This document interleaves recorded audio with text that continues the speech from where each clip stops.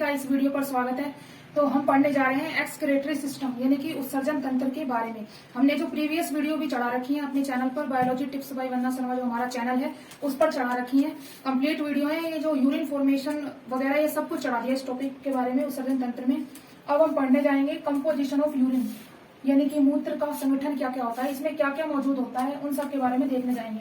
तो total amount of urine यानी कि कुल अमाउंट यूरिन की होती कितनी है, 1 से 1.5 लीटर पर डे। और इसका पीएच कितना होता है यूरिन का, 6.8। और वाटर कितना होता है इसमें, 96%। और यूरिया 2%। और अदर डिजोल्व सॉलिड्स होते हैं like uric acid, serotonin, inorganic solids जैसे sodium chloride ion, bicarbonate, magnesium, ये सारे इसमें मौजूद होते हैं अदर डिजोल्व सॉलिड्स इसमें। यानी कि कंपोजिशन ऑफ यूरिन मूत्र के संगठन में ये चीजें मौजूद होती हैं। इसकी अमाउंट क्या है, पीएच, वाटर और यूरिया, ये सारी चीजें। और आपको बताना चाहूंगी यूरिन का जो येलो कलर होता है, यूरिन का येलो कलर यूरोक्रोम के कारण होता है।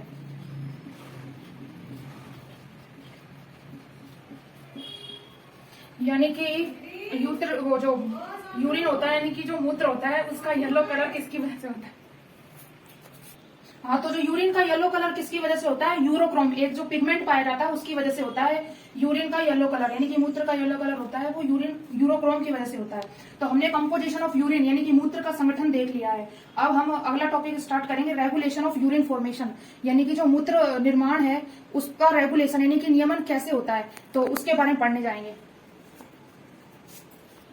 हाँ, तो हम कह रहे थे कि रेगुलेशन ऑफ यूरिन फॉर्मेशन यानी कि जो मूत्र निर्माण होता है उसका नियमन कैसे होता है। तो रेगुलेशन ऑफ यूरिन फॉर्मेशन हमारी हेडिंग हो रही थी, regulation of urine formation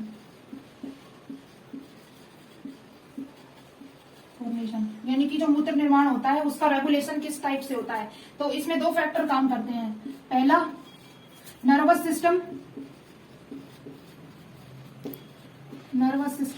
and second endocrine system यानी कि अंतःस्रावी तंत्र, एंडोक्राइन सिस्टम। यानी कि ये तो सेंट्रल नर्वस सिस्टम से संबंधित है, नर्वस सिस्टम कंट्रोल है जो यूरिन फॉर्मेशन का। और ये एंडोक्राइन सिस्टम किससे संबंधित होगा, हमारा हार्मोन से रिलेटेड। इसमें यानी कि जो हार्मोन्स हैं, इसमें हार्मोन पाए जाएंगे उनसे रिलेटेड इसका कंट्रोल होगा। कौन कौन से होते हैं, जैसे एडीएच जिसको वैसोप्रेसिन, एंटीडायोटिक हार्मोन बोलते हैं या फिर वैसोप्रेसिन भी बोलते हैं, ये सारे आएंगे इसमें हार्मोन। जैसे पैराथार्मोन आएगा, ये सब चीजें आएंगी। तो हम यहाँ से स्टार्ट करने जा रहे हैं एंडोक्राइन सिस्टम यानी कि हार्मोन्स के बारे में, यानी कि हार्मोन्स जो होते हैं वो कैसे कंट्रोल करते हैं यूरिन फॉर्मेशन को। तो स्टार्ट करने जा रहे हैं हम एंडोक्राइन सिस्टम, इसको हम बाद में देखेंगे सेंट्रल नर्वस सिस्टम का कंट्रोल कैसे होता है यूरिन फॉर्मेशन पर। तो एंडोक्राइन सिस्टम का देखने जा रहे हैं हार्मोन्स कौन कौन से आते हैं। तो इसको हम हेडिंग डाल लेते हैं फर्स्ट, एंडोक्राइन सिस्टम कंट्रोल कैसे करता है, यानी कि इसको बोलते हैं हार्मोनल कंट्रोल, क्योंकि एंडोक्राइन सिस्टम किससे रिलेटेड है, हार्मोन से रिलेटेड। तो इसको बोलेंगे हार्मोनल कंट्रोल। अब इस हार्मोनल कंट्रोल में भी क्या है कि हार्मोन आएंगे, कौन कौन से आएंगे। पहला आएगा जैसे कि एडीएच या फिर जिसको बोलते हैं एडीएच या फिर वैसोप्रेसिन जिसको बोलते हैं vasopressin. And second is parathormone.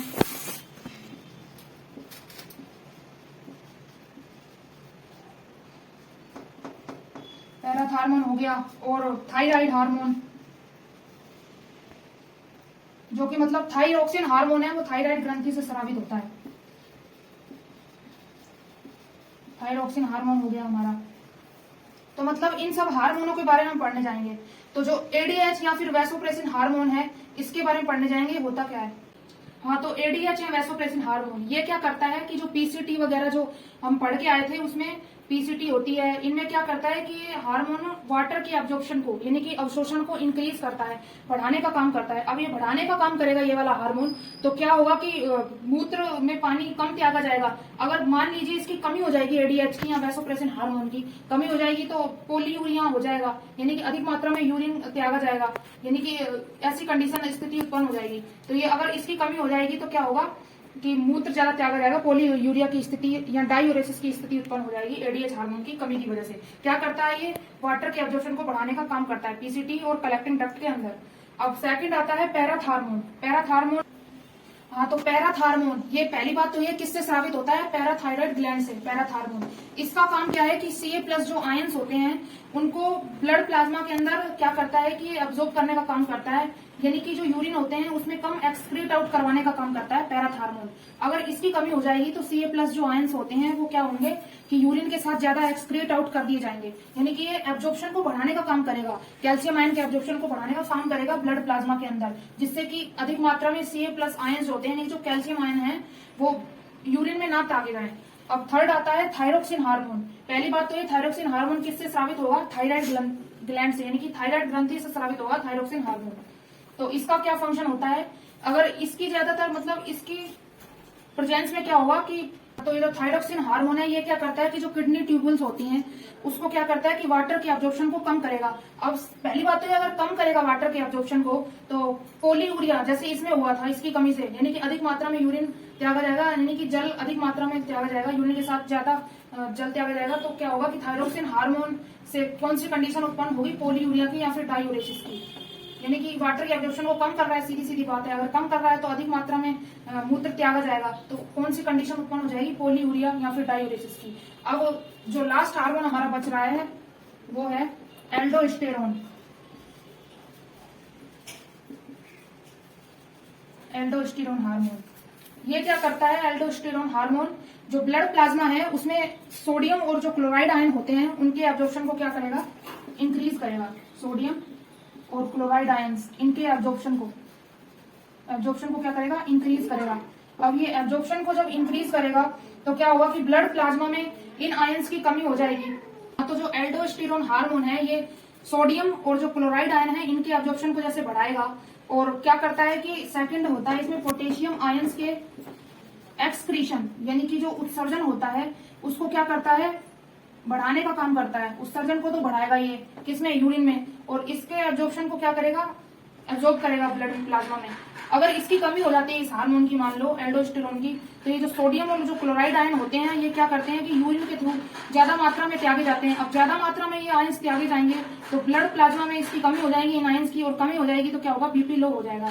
और ऐसे ही जो K+ आयन है इसका क्या फंक्शन था हार्मोन का, इसके एक्सप्रेशन को बढ़ाने का। अगर इसकी कमी हो गई है इस हार्मोन की तो इसका एक्सप्रेशन क्या होगा कि ये ज्यादा मात्रा में इकट्ठे हो जाएंगे, तो इकट्ठे होने की वजह से कौन सी डिसीज होगी, एडिशंस डिसीज हो जाएगी, यानी कि इसकी वजह से क्या होगा कि बीपी लो हो जाएगा अगर ये अधिक मात्रा में यूरिन के साथ त्यागे जाएंगे इसकी कमी की वजह से। तो इनके बारे में हमने फंक्शन देख लिया कि रेगुलेशन ऑफ यूरिन फॉर्मेशन में एंडोक्राइन सिस्टम के बारे में यानी कि हार्मोन्स के बारे में पढ़ लिया है। पहला पढ़ा है हमने एडीएच या फिर वैसोप्रेसिन हार्मोन, जिसको एंटी डायबिटिक हार्मोन बोलते हैं। ये क्या करता है कि जो जल के इंक्रीज करने का काम करता है, यानी कि यूं कह सकते हैं कि अगर इसकी कमी हो जाएगी एडीएच हार्मोन की या वैसोप्रेसिन की तो क्या होगा कि पोलीयूरिया डायूरेसिस की स्थिति उत्पन्न हो जाएगी। और पैराथार्मोन क्या करता है कि कैल्शियम आयन के एब्जॉर्प्शन को इंक्रीज करता है, यानी कि ब्लड में इंक्रीज करेगा, जिससे कि क्या होगा कि यूरिन में के थ्रू ज्यादा एक्सक्रीट आउट कर दी जाएंगे ये जो कैल्शियम आयन होते हैं, अगर इसकी कमी हो जाएगी पैराथार्मोन। फिर आता है थायरोक्सिन हार्मोन। इसमें भी क्या होता है कि पोलीयूरिया या ऐसी कंडीशन उत्पन्न कर देता है एडीएच की तरह ही है। और एल्डोस्टेरोन का क्या काम है, सोडियम और क्लोराइड आयन जो होते हैं इनकी एब्जॉर्प्शन को इंक्रीज करता है और इसका जो एक्सक्रीशन है उसको इंक्रीज करता है। अगर इसकी कमी हो जाएगी हार्मोन की तो ये अधिक मात्रा में यूरिन के साथ एक्सक्रीट आउट कर दिए जाएंगे, और एक्सक्रीट आउट कर दिए जाएंगे तो बीपी लो हो जाएगा। तो हमने रेगुलेशन ऑफ यूरिन फॉर्मेशन के बारे में देख लिया है। अगर आपको वीडियो पसंद आया तो लाइक शेयर सब्सक्राइब करना ना भूलें। Okay, thank you.